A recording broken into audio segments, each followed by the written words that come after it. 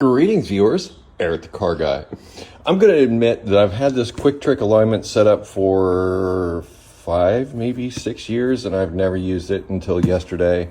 And now that I have used it, because I finally figured out how to mount it and use it, I was able to do an alignment on my Ford. Now, the steering wheel isn't perfectly straight. I'm a little sad about that, but I wasn't really expecting that.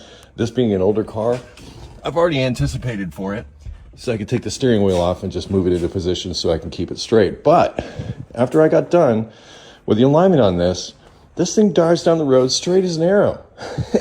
I'm so impressed with myself, haha.